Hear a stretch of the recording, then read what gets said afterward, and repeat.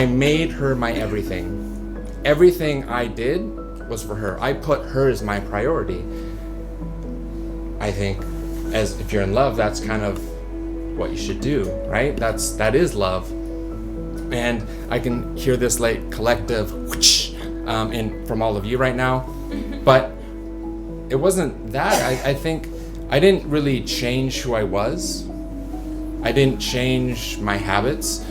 I didn't change my friends. I continued to be me, but she became my priority. Everything I did was for her. And if anything, she enhanced who I was.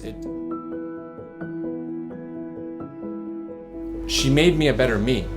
She helped grow me, and I used to tell her I would chase the look.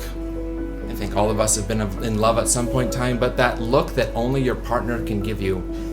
I would chase that look, and it didn't matter if I was on stage, if I was in a meeting or in a social event on the sofa. When I caught that look, I chased that. I loved that look. The beginnings of our relationship were fantastic, but over time I found that our definitions sometimes didn't align. Maybe our definitions of relationships or love or whatever it was, eventually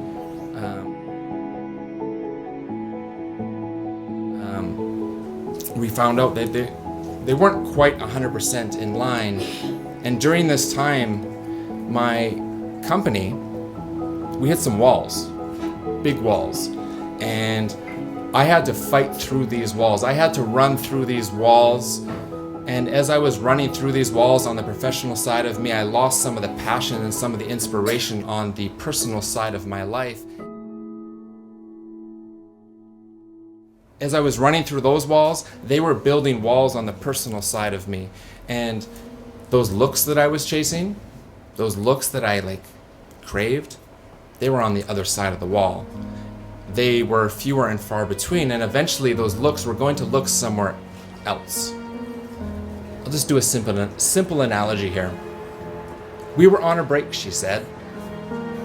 Okay. I was Rachel, she was Ross. Our definitions did not align. Her definition of break, definitely with mine, with what I felt, did not scream break. Her definition of break, it broke me, and I was a puddle. For 2 months, I went to some really dark places that I don't ever want to go again. For 2 months, I tried to figure out how could somebody that I would run through walls for, how could they do that to me? I didn't understand. I didn't really get it. That's when I got in touch with Charmaine. See, I was supposed to speak in May. There's no way I could come up here and speak in May. I would have been a puddle. I would have been sitting in that corner crying.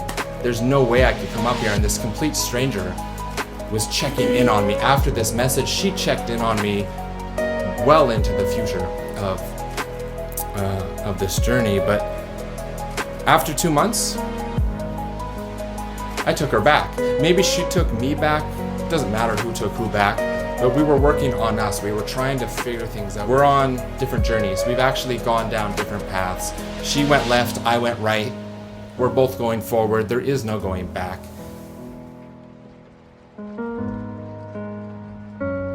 To be honest, during that period, I tried to hate her. I have a hard drive locked in my safe, and on that hard drive is a folder, and on that folder is labeled hate. And every memory, every photo, every single image of us is in that folder labeled hate. I tried to hate her. But the truth is, and I think I always will, I still love her.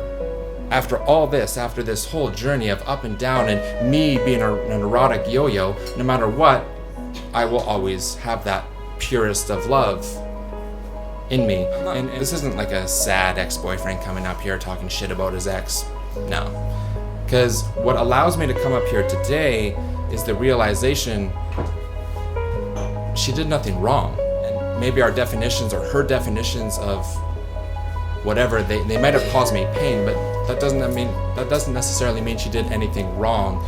So for me to come up here, it's more of an acceptance of the why. When I first got in touch with Charmaine, and I'll give Charmaine a shout out here.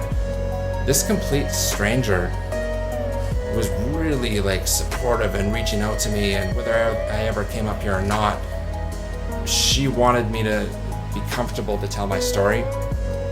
And so for that, Charmaine, thank you. I asked you guys at the beginning, that one person you would run through walls for, let them know. Let them know tonight, tomorrow, whatever. Let them know that you are enough, because I can only hope that the other half of this story, that one day they realize that I was enough, that I am enough. Thank you. I tried to give away all I had. My mind was full of my mistakes. I've been too fragile.